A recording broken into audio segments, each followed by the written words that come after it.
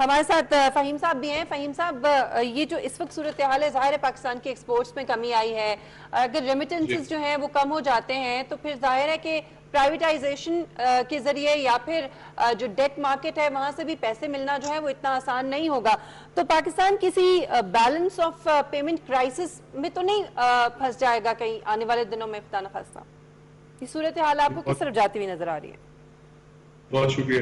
دیکھیں، جہاں کووڈ جو ہے نا وہ بیسکلی ایک وہ ڈسٹرپٹیو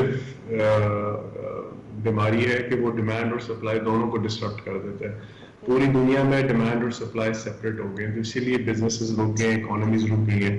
جو پاکستان ہے وہ بھی وہی مسئلے فیس کر رہا ہے. دو تین باتیں ہیں کہ اس وقت جو پاکستان جو مسئلے فیس کر رہا ہے، جیسے آپ کہا کہ ہمارے ایکسٹرنل اکاؤنٹ پہ مسئلہ آ سکتا ہے، بیلنس آف پیمنٹس میں ایشو آ سکتا ہے.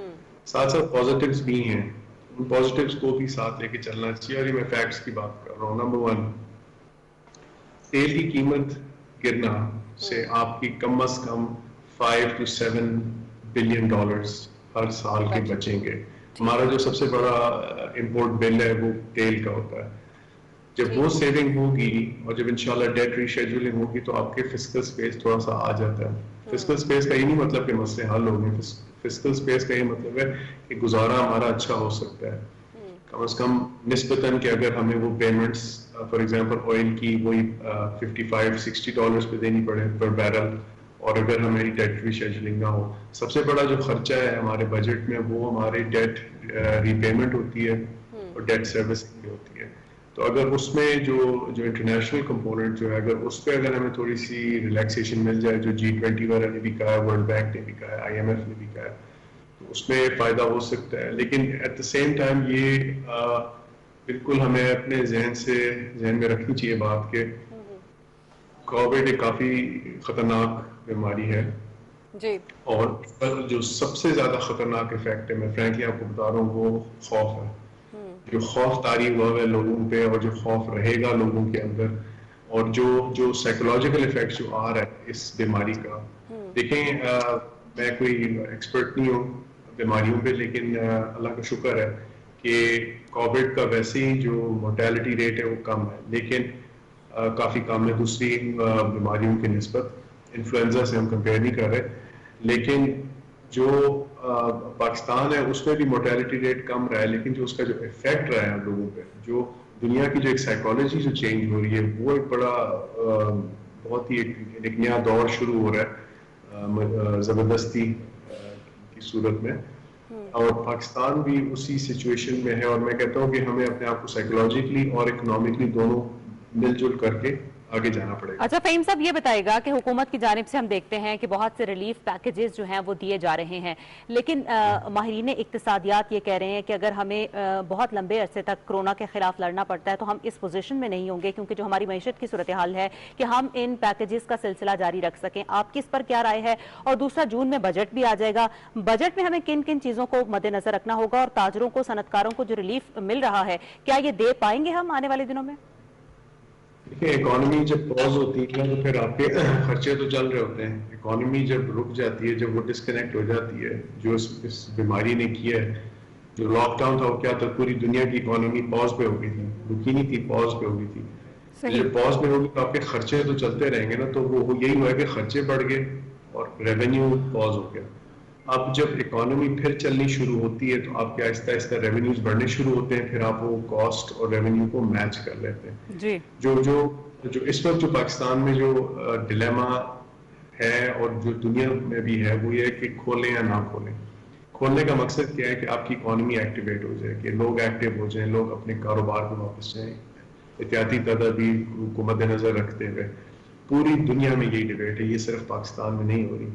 اور اس کا مقصد یہ ہوتا ہے کہ اکنامکس کا جو سائیکل ہے وہ چلنا شروع ہو جائے. جب وہ چلنا شروع ہوتا ہے تو ریونیو جنریٹ ہوتا ہے. دیکھیں، بجٹ آ رہا ہے، جو تاجر ہیں ان کو بھی، تاجر کو کیا چاہیے؟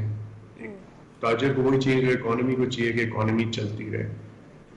اب جہاں یہ سائیکل روکتے ہیں تو پھر مسئلے شروع ہوتے ہیں. مقصد یہ ہے کہ سائیکل کو پھر سے چلایا جائے، بے شک سلو سپیڈ پہ چلایا جائے، لیکن چلا دیں تاکہ اس کی کم از کم بعد میں سپیڈ بڑھائی جا سکے.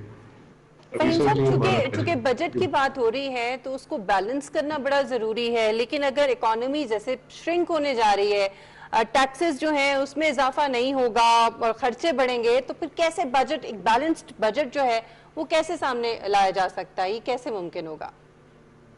लग ये रहा है जो जो इंफॉर्मेशन हमें आ रही है कि आपको सबको जो है ना अपनी पेटी कसनी पड़ेगी, और ये पूरी दुनिया में है। ऑस्टेरिटी मेजर्स पे जाना पड़ेगा, अननेसेसरी एक्सपेंडिचर्स को रोकना पड़ेगा। मैं फिर से आपको कह रहा हूँ कि जो सबसे बड़ा हमारा एक्सपेंडिचर पाकिस्तान में है वो डेट रीपेमेंट और डेट सर्विसिंग है। वो हमारी डिफेंस से, हमारे पीएसडीपी से ज्यादा है। अब अगर हमें वहां से रिलीफ मिलती है इंटरनेशनल कंपोनेंट पे, तो वो थोड़ा सा आपको फिस्कल स्पेस मिल जाएगा। जो हमारे ऑयल से जो पेमेंट्स जो हमारी बचेंगी उससे आपको अच्छा खासा फिस्कल स्पेस मिलेगा, लेकिन साथ के आपके खर्चे भी तो हो रहे हैं ना। रिलीफ पैकेजेस हैं, स्टिमुलस पैकेजेस हैं, खर्चे हो रहे हैं। मतलब बकायदा ये तकरीबन एक जंग ही है।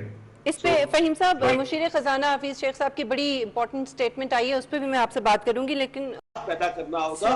और रियासत अगर अवाम की एहसास करेगी तो पाकिस्तानी कौम को मजबूत तरीन कौम बनाने से कोई नहीं रोक सकता। लेकिन इसके हवाले से कौम बनना भी तो चाहे ना, आवाम कोऑपरेट भी तो करे ना।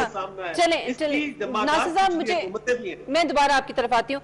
फहीम साहब, हफीज शेख साहब ने एक बड़ी इंपॉर्टेंट जो है वो उन्होंने कल बात की। उन्होंने कहा कि सूरत हाल को मद्देनजर रखते हुए हम बजट में कोई नया टैक्स नहीं लगाएंगे। एक तो ये, दूसरा उन्होंने कहा कि एक्सपोर्ट्स जो है, एक्सपोर्ट सेक्टर को हम मजीद मराहत देंगे और कोरोना की वजह से जो सब्सिडीज जो हैं वो दी गई उन्हें बरकरार रखा जाएगा। लेकिन खर्चों में भी उन्होंने कहा कि एहतियात करेंगे। लेकिन प्रैक्टिकली क्या ये सब कुछ मुमकिन होगा जो वो ये कह रहे हैं? मुमकिन है अगर उस पर पुश करें और उसके पीछे लगे रहें, क्योंकि देखिए मैंने लफ्ज इस्तेमाल किया था ऑस्टेरिटी का। हमें ऑस्टेरिटी की तरफ जाना पड़ेगा, हर मुल्क को ऑस्टेरिटी की तरफ जाना पड़ रहा है।